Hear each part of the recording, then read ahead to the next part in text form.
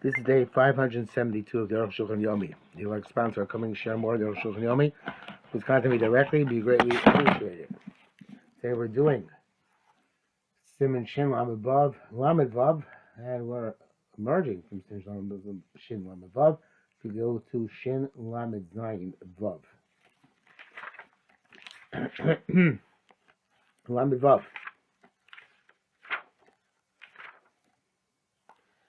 Tanan Buktin. We learned Yichud Shel Teina Shenifchach. If you have a branch of a fig tree which got chopped off, not completely, plus the bark is still adhering. If it can still live from that connection, then it's tar. The chashkim because it's still considered to be connected. If not, it's tame. Have a gedolish because it is severed. We can extrapolate from this mission to Shabbos as well. A branch which broke. So if it's still connected to at least the extent that it can survive, somebody who plucks a fruit off in Shabbos is chayiv. Biur says you should still be careful even if the branch can no longer live, but it's still connected by the bark, because people are not so they're not so expert on the difference. And you should not be matir this unless the branch is completely separated from the tree. Back to this is true about all vegetables, all sorts of vegetables and seeds. Even though they're severed from the connection to the ground, in mute and died, and part of it is still connected. Chayav atosha, the person who plucked it off is liable. Or basar shema adam. Several times already. The tabs which come off a person's skin. Even though most of it is severed, since some of it is still connected, it's as if it's completely connected. If a nail is partially cut, not fully cut, same principle. We're still going to see it. Just like you're not allowed to use a tree, also you're not allowed to use the sides of a tree. I've been studying, but the sides of the sides, mutter. Therefore, us is most sulam study, but you can't lean a ladder out of a tree to go up the ladder. To show the bow when you're using it, when you go up the ladder, mishtam should start using the side of the tree. But if there's a peg, artificial peg, pegged into the tree on its side, you can lean your ladder on that peg, which is coming out of the tree. But low bone go up. You'll say how we starting. But swim side to him because the peg is the side, but the ladder is the tzidei on the side of the side, and that's okay. So too if you knocked a peg into a tree, you hung there a basket.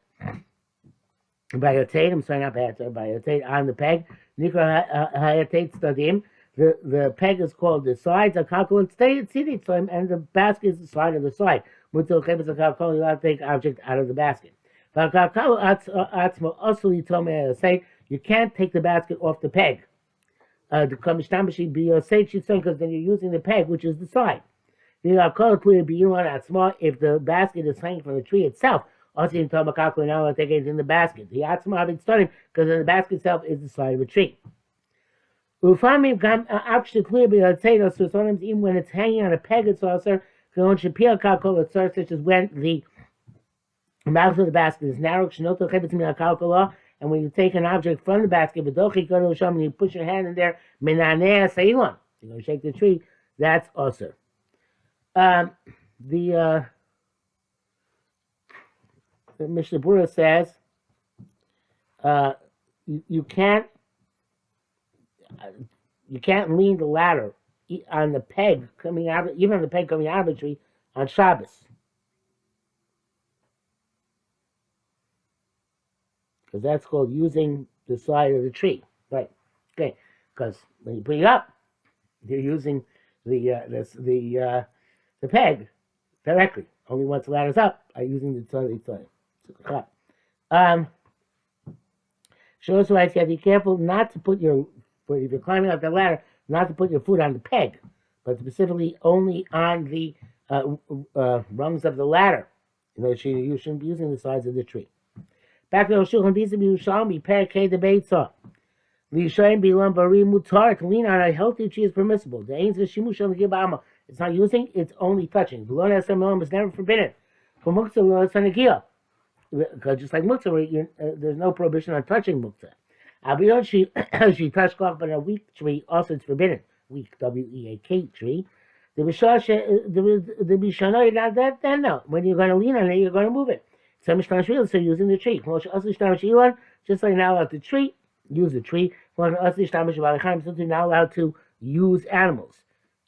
God gets started on Surim with Sid Tzadim Mutar. Also there, the Tzadim are also, but the Sid Tzadim are Mutar by his Baraz of Shinhei Ayin Sham. Which of course, you're allowed to pet the animal, contrary to people's belief, because that's not using, that's touching. Who's okay by Muktzah. Brackets, he says here, the Bori Kasha Onam Kai. Some say that healthy and weak are not going on the tree, but going on the person who is leaning on the tree. This is interesting.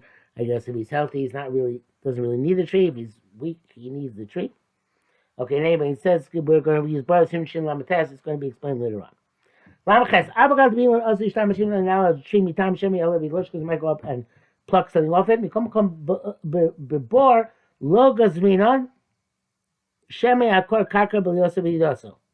We never made a decree that you can't go down into a pit or a well. Maybe because you're going to uproot ground when you're coming up or going down. People therefore bore a pit even 100 amas deep. Mutaliri above you can go down into it and come back out of it. But it's not easy to uproot ground. As it is to pluck from a tree.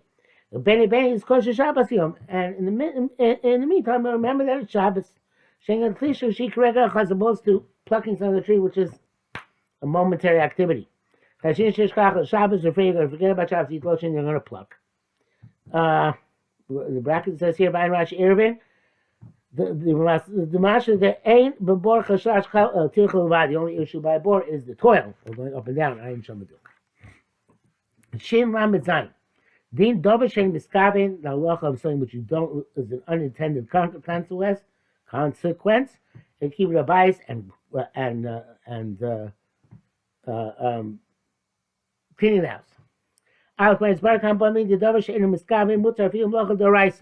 We explained many times it's something where the consequence is unintended, it's mutter. Even if it's a malacha d'oraisa, as long as it's not an inevitable result. But in other words, if the malacha is a necessary outcome, you're liable to rise of loy by the chayav, and not just according to opinion which holds that, like Rabbi Yehuda, that malacha is not done for the proper purposes chayav. I think Rabbi Shimon chayav b'sik reisha, but even according to Rabbi Shimon, you're liable by b'sik reisha. Even having in mind, it's the chorus of Machashen Tzurch Lagufa. Beyarnu b'siman reishon beis even beis. It's called down on Sadi the Nichole. Whenever it's clear to us that he's okay with it, that this is something which is noach to him, he likes the result, even though it was not the intended result. Who can mechayim l'kach? That's as if he had in mind to do it with tzor lagufa, and that's called tzrich lagufa. Shem Rambam b'yarnu sham sibel da'al l'chol le'eino mechavim davar echad. And if you have no kavanah whatsoever, it should be we say you were mechavim for this malacha. Now it's the b'sik reisha, also b'sik reisha. Got b'sik rabbanon also b'sik reisha. So it's not allowed to. It's rabbanon with the b'sik reisha. The local mediation should kill b'sik rabbanon, not like the Magen Avraham, who seems to be lenient by the rabbanon. Base, but it's by the coming to chafir b'karko. We already explained any type of digging in the ground. Coming charitza, any type making a furrow. Have a cholish is derivative of plowing. Anytime you even out indentations, such as you remove a mound, or I should say you smooth the ground, such as when you removed a mound, or there was a low place, you lifted it up in order to make it equal, smooth. Habit is also derivative of chorish. The sorted that's in the field. But bias, the same thing in the house. Chai Mishimbona. You're Chai because of building. If you had a mound and removed or a hole and you stopped it up, but by Chai Mishimbona, and how's your Chai because of Bona in the field because of plowing.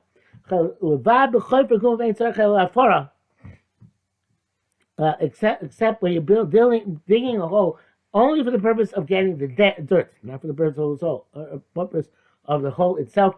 You're exempt even from who normally says Gufa. Here, the Tzricha Gufa would be to dig the hole for the hole's sake. But this should be Ena Tzricha Gufa to dig the hole for the purpose of getting the dirt. No, we shouldn't have him Mekalkel, because Ruben holds Mekalkel is Potter. V'as Mirabanan is also only Mirabanan. We can hope to a Shabbos like any other Shabbos case with Shabbos. We say you're exempt. Davi Potter also you are exempt, but it's forbidden to do. Kimmel Amru Chacham said the other mutal grow mitos kisei v'savslo karka. Person allowed to drag a bed, a chair, and a bench on the ground, bang them when they're big or small. As long as they're in their mind to make a furrow. Thus, because then even if he makes a furrow, Havi double shem iskavin. It's what we should intend. Fantasy creation, it's not an inevitable consequence. It's possible no furrow will be made. Well, that's the case. If they're very large, they're definitely going to make a furrow, also it's written. And even if it's a marble floor, you're not allowed to drag stuff across the floor that goes on out to Mokum She'ein Ritzpah. We're afraid we make a gzeir unless you come to drag it across a place where there is no floor. But in Kolim Rutzah, the entire city is full of paved floors like ours. Locusing his ears throughout the ear. We don't make a decree in this city lest you come to do something in another city where the floors are not paved. So even though digging by dragging is not Melech D'Oraisa, the Chavir Gemuri Melech Chatzina, because actual digging is with a shovel or a pick. Light a greer, not dragging. It's the Rabbanan, and it's only in this Rabbanan to dig this way. It shall also come to the Rabbanan. There was some secret is also by the Rabbanan. I never realized that. that Gora the Mita B'Kitz of the Safsel is only the Rabbanan, but it's also anyway because of secret in the Rabbanan. Live and learn. I have a question. But then what is this they're making fun in the house? I understand the field, having a some loch Rabbanan because it's similar to plowing. Have a bias to have a but in the house, is she like a building, like we said, that's only if you're going to like smooth the floor out. Could go tell like removing a mound, go tell or plugging up a hole. When you make a furrow, but bias in a house, where the ground is already level, on the contrary, have a makalka below money, you're ruining it, not building it, should be potter. Marsha Buchel had to do a bias mine, and Mara says it's about a house. So I have to say, Guma. Perhaps we make a furrow in a place where there's a hole. Or after the maybe later on you're going to fill the furrow. I'm not sure that makes any better. I guess that's not Makalka. If it's making a place where there's a hole. Or even maybe if it's now it's Makalka, but later on you're going to come to fix it and then it's going to be Masake. Yes, that's what he's saying. Sharatir writes that it's only also why the Chritz is only also the Rabbanan because it's Makalka. This halacha of secret by Rabbanan still applies. Hey, we're allowed to tamp down the dirt in the house with water. So the dust should not rise. Was in mind to even out the unevenness. But then the dust shouldn't rise up. Then comes the creation. It's not inevitable. You're going to smooth the holes or the hills. I feel with such even if it's a non-paved floor. But to sweep the house with brooms, have a blue the rabbisa. It's a big machlekas. A reef matil garme. I feel the reef says okay, even if it's not paved. This feeling because you'll change the psik ratio. Shai they say ashvukumos. Doesn't it's not psik ratio. You'll necessarily come to even out the floor. The Rambam allows you when it's a paved floor, but and he forbids it when it's not a paved floor. So there's a secret ratio, come on, because it's inevitable by a non-paved floor that you're going to smooth it out. By sweeping, it's almost certain you're going to smooth things out. But if it's paved, it's okay. So you don't make it where it's paved, lest you do also places it's not paved.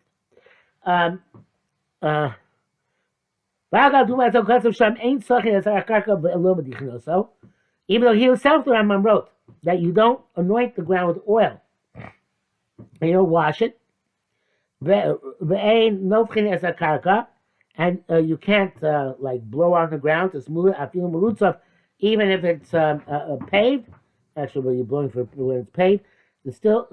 I guess you're blowing away dirt when it's paved, and you're not allowed to do that because if you blow on an unpaved floor, you'll be mashra gumos. The gazina after shein mutzah, because they let's come do it by a non-paved floor. So that's what it says. Nevertheless, by cleaning where it's very compelling, I guess because it's like a graf ray, locusu they really make a gzera as long as the floor is paved. You're not even allowed to sweep the floor when it is paved because you're not ashamed because you do make a gzera, unless you'll come to it in a place where it's not paved. The minig is not to sweep the floor. That was 300, 400, 500 years ago. But by us, we do sweep the floors on Shabbos. Time to call it because all of our floors are paved. You can't make a zero lest you come to do one which is not paved. We don't have those things. We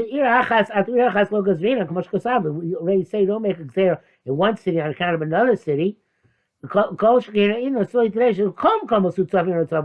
place there are paved floors. No difference between a floor which is made out of wood or one made of stone. I'm not concerned with the gaps between stones. There, because in terms of sweeping, there's no issue. The matter of there's very little gap between each row of stones. Wrote this svara about it's a problem, right? That's in hadacha in terms of washing the floor. Because the water gets into even narrow places. Sweeping is not a problem. Writes, even if most of the houses in the city are paved, even as long as most of the city, you don't need all the houses. As long as most of the houses in the city are paved, you can be mako. Especially, he says, interestingly enough, he already paved it. He already swept it from before Shabbos. Okay, Vav, Miu. However, they ain't really bothered with the Chabi. You can definitely have a non-Jew sweep. Bagav, number of secret ratio. If we say secret ratio, going to be mash begumos. Having real aku mishvus. It's the telling the non-Jew doing malacha, which is the rabbanon the aser. And then came and then since he doesn't have that in mind, mutar mir eno Yehudi, you're allowed to non-Jew. I feel the secret ratio.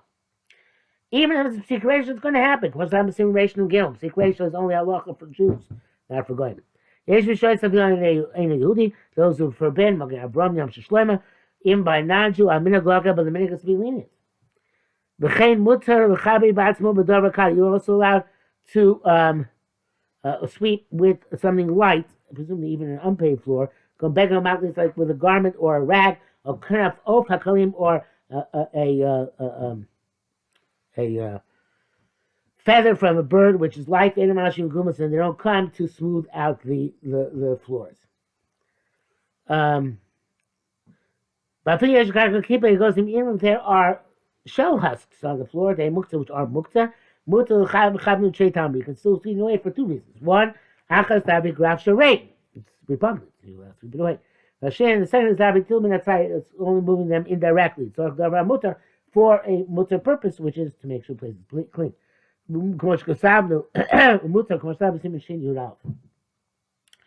Okay, the Mishnah Bura writes that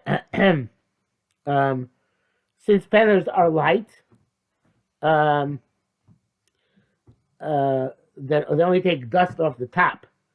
And but if you really want to dig down with that feather into the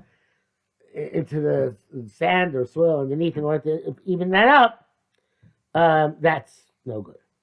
Rabbi Halacha writes that some people are unsure about whether your mashva gumos with a feather or not. Nevertheless, it makes sense that if it's paved, it's okay. And even if it's not paved, somebody who's lenient, we can't protest against him. As opposed to with a broom, brush, where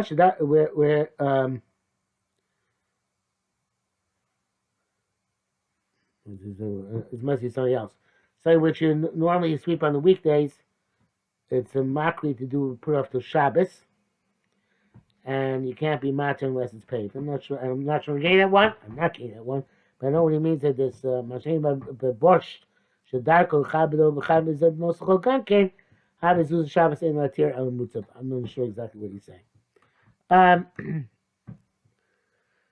Vav because oh no, hey, the Bir Halacha says also that tiltu from minatzad by something where you do it with another tool like the broom that's mutter to Shabbos. Okay, sorry, Zayin. Now allowed to clean clothes with brushes which are made out of sticks. So sticks should not break. This would seem that cleaning garments of Shabbos is actually mutter. You're just now allowed to use this kind of comb. I would show Sarah Chazir, but if you use pig hair, which they often used to use in brushes, Lo Shach Shvir, where they're not going to break. Mutter not because you can use that kind of clothes brush to remove feathers and such things, such like from the clothing. The mutter goes begging on Shabbos, allowed to remove feathers from a garment on Shabbos. Ayin Shah. It's also in terms of sweeping the house. You have to be careful. Not to use things which may break. Some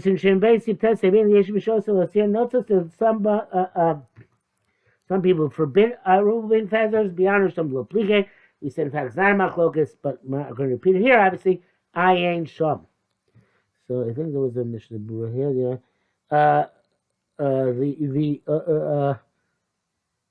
It says if you can clean clothing, it's only old clothing. We're not going to be makbir on it. It's going to get some obvious dirt. But if it's new clothing, you're going to be more meticulous. That's awesome. Hey, Ches, sorry, Ches.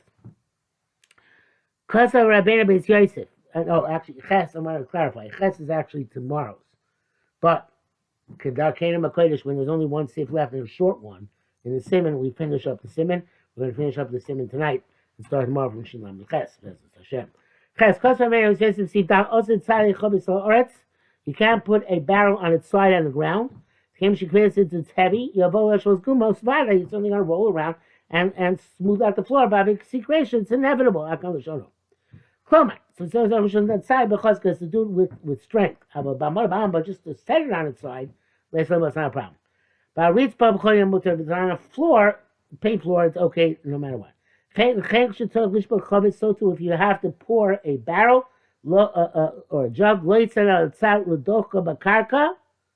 you shouldn't turn it over in place, which is going to cause it to press into the ground. You pick it up and then pour it into the cup, wherever you're pouring it into. The time she's bar because of this reason that you shouldn't be mash magumos. But she says the test is mash that it's not a psik reisha. It's not a psik reisha. Putting the barrel on its side, but it's also because you might forget, and later on, after I put it aside, come to deliberately be mash v'gumos. No, not later on, because you might immediately come to mash v'gumos not by the barrel, but in order that it shouldn't sway or rock or roll away. So your mash v'gumos not that the barrel's going to mash v'gumos, but you're going to mash v'gumos in order that the barrel should not move. Interesting. Bishop also writes that some people forbid this is the next one. Gemara. Even though we said, Arukh said on the floor, no matter what, it's okay. But says some people aser. But again, Sharatzim says in our situation today, there's no reason to be machmir.